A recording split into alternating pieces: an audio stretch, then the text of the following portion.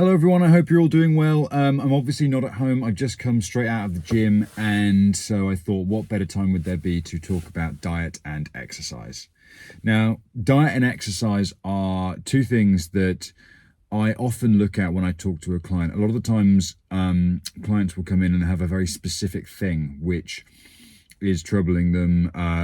Maybe there was one specific, like, clear denotable instance of trauma in their life, and that's what's been potentially causing them issues or problems. But a lot of the time people come in and they just say, I feel sad, I feel depressed, I don't feel like I've got a purpose. And actually, in both of those instances, whether you have an diagnosed or unexplained malaise in your personality or self or soul or anything, if you're just feeling suddenly like you're not so good, or if you've had something really specific that has happened, diet and exercise, and considering those two things and thinking about what are you putting in your body and how are you treating it, can be really helpful ways of moving towards a better place. So if you are in a situation where, like I said, you're just, not feeling so great, it's important when we think of the connections model, and see my previous video on that, which is again the mind, body, soul, emotions, four-part thing with the relationship in the middle, trying to get all those things to happen.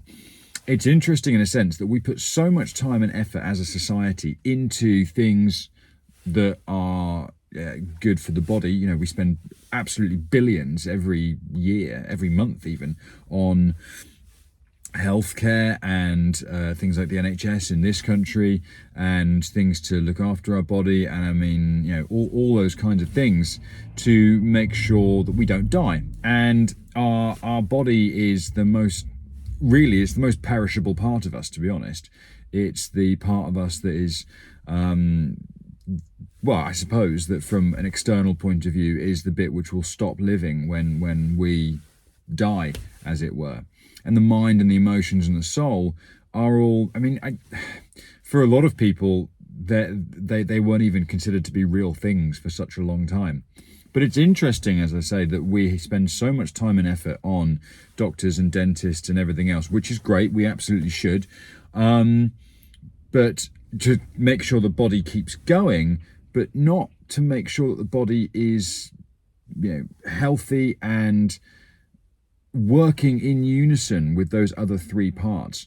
Because going to the gym and lifting weights, which is what I've just done for 35 minutes and then gone and done some swimming and stuff, that hasn't just made my body feel better. It's made me feel better. It's made my mind feel sharper. It has made my emotions, I feel generally happy. I've got serotonin running through my body, and my soul really enjoys it. Like, I feel good. And it's the same again, I don't just go to the gym, I'm a professional cyclist as well.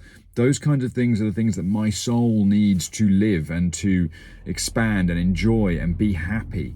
And I couldn't do those things if I was just living a sedentary lifestyle where I didn't get up and do things, and I wasn't physical, and I wasn't pushing myself a little bit. And like I say, I'm going to the gym. I've just done 35 minutes. I've not been in there for a 2-3 hour workout or anything. And yeah, like I said, again, remember my video on simplicity. It's not as simple as just me saying to someone, oh, you're feeling down? Go to the gym, do some reps, go for a swim, go for a long walk, anything like that. And also, doing too much of that can be a really big problem. Doing too much exercise, pushing yourself too hard, can lead to burnout and all kinds of things like that. But then look at the other side of it. So we've talked about exercise. What about diet? It's so important, I think, to consider what it is that you're putting in your body. And I have quit a whole bunch of things for a variety of different reasons in my life. I stopped drinking caffeine about 10 years ago because it was giving me incredible headaches and migraines, which was like one of the main reasons. But also, I was just buying into this idea that I needed coffee in my life. I needed coffee to function, to do things. And I just didn't. I don't know. I haven't done much. I've studied a bit about caffeine and the effects on the nervous system and everything else. And I don't think, it feels to me like when that company made that advertising campaign about diamond rings so that they could sell diamonds. I think someone basically out there a while back said coffee makes you more efficient and sharper and everything else.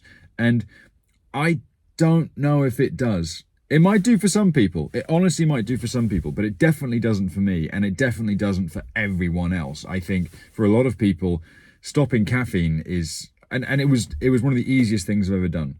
On the other hand, I've been a smoker for 20 years and I've not ever quit smoking, and I've tried, but it was really hard. So please don't think I'm not one of those people that doesn't understand addiction from a personal point of view. I'm also someone who just recently tapped out of dry January a week early. So again, I'm not speaking from some kind of ivory tower of freedom from addiction here or anything like that. But I did give up caffeine. I also gave up eating meat about 10 years ago. I've occasionally gone back to it, and very occasionally now I eat fish. But generally, I stopped eating meat and I felt better for it pretty much immediately. Not just in my body, I felt better because since I was a child, I've really disliked the way that we treated animals. And so that helped me a little bit. I've also much more recently stopped eating gluten, or I've at least tried to seriously restrict the amount of it that I'm having. And that has meant drinking, for me, the main thing that I have which has gluten in it is beer. And I love beer. But I ended up instead deciding, nope, I'm going to go and drink cider and white wine instead. And I'm going to get gluten-free bread, and I make gluten-free brownies. And that's another thing as well. Rather than buying like chocolate and stuff, I try and make my own like sweet things. So I try and make flapjacks and I make brownies and stuff so that I'm not eating so much processed MSG and everything else. Now, again, honestly, this is really not me trying to be all high and mighty and say like, look at me, aren't I amazing and stuff? Because I'm not. My diet at times is terrible. I can eat junk food up there with the best of them. But on most days, I will put a bit of extra effort into meals that I eat. I mean, Jesus Christ, yes, sometimes I will eat an entire pack of chocolate digestive biscuits because I just can't be bothered to do anything. In fact, earlier today I was doing emails and I couldn't be bothered to make anything, and I just opened a tub of Cadbury's Celebrations that someone had, Celebrations? Quality Street. A big box of chocolates that someone had just given me, and I just opened it and I went, I'll just stuff a few of those in. But before that, I'd made myself a really nice sandwich for breakfast, again with gluten-free bread, and I made some nice eggs and stuff. And then, I'm going to go home for dinner now and make me and my partner some dinner as well. And I always try and have fresh vegetables, and I just try and make the time. And it's like the video I did, one of the videos I did yesterday where I said, I don't always have time to do things. It's one of the things I feel like it is important to make time to do that. And like even the other day, I remember being like, we got a Domino's pizza the other day just because I was like, screw it, let's have a Domino's. And it honestly, the amount of money that it cost and the amount of time that it took to come, I could have made us something nicer at home. But at the same time, that was like a kind of, I guess, cheat day. I just wanted some nice sugar-filled pizza and stuff. But either way, I'm banging on a little bit here, but my point is diet and exercise are more helpful and more important than you think. And the biggest step, the hardest step, and I know it sounds cliched, is often the first one. Getting yourself just off the sofa, getting yourself out of the front door. And it's particularly hard for like my wife at the moment is looking after our daughter who's 4 months old, and we live in a 3rd floor flat, so it is a pain in the ass for her to get down the stairs and go out for a walk or do anything, and it's freezing cold outside at the moment. And she's like, I'm not going to spend 50 quid like you are on going to the gym. So it is definitely hard, but it's an important aspect to consider, not just for your body.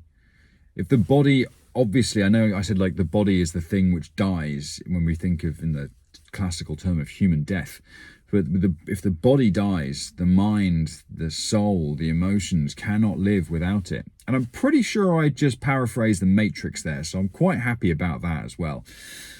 And it's true. The healthier your body is, the healthier your mind will feel. I've just done 20 lengths in the pool, 35 minutes of lifting weights and cardio, a bit of time in the sauna, and then had a really nice shower, and I feel really good. Considering I spent all day sat in front of a desk just doing emails and stuff. I feel much better for it now, and it's got me through hard times in my life as well. Like I talked about earlier, you know, those two kinds of people, which is a gross simplification of the kind of clients that come into counselling. But you have people who have not got anything particularly that they can identify that's wrong, but they just feel bad, and people who have had some serious aspect of trauma.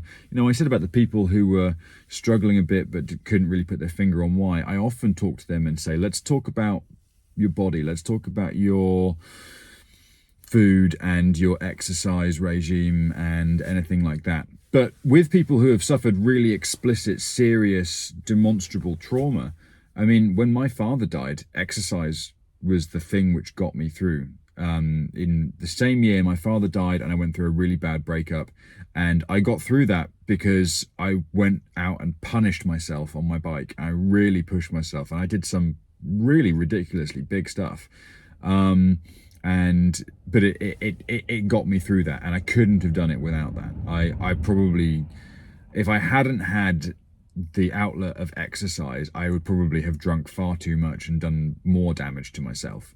So if you're doing anything that is, if you're worried about what you're doing with your life, and if you're worried that you are struggling in terms of your mental health and anything else, and I've got clients who are disabled, I've got clients who have really serious dietary issues and stuff, and sometimes it's just not an issue. But for the vast majority of people, thinking about how you're treating your body and what you're putting in it can be one of the most helpful first steps towards being and feeling better. I hope that's helped. I have some kind of long rambling podcast style thing that I was just talking about there, but the essential gist of what I'm trying to bring it down to is look after your meat vehicle, because that's what your body is. It's the vehicle for your soul and your mind and your emotions and the wonderful things you can do with it. So I hope that's been some kind of helpful explanation of how diet and exercise are very important therapeutically. And tomorrow will be the last video that I'm going to make for a few weeks, because tomorrow will be the last video of January, which has been really fun and really nice. I only missed one, and I still put that up the next day with another video as well. So 31 videos in 31 days will hopefully be done tomorrow. So thank you to everyone who's liked and subscribed and watched the videos and commented and things. Yeah, I hope you guys enjoy them, and yeah, I will see you all tomorrow for the last one of this month. Thanks very much. See you soon.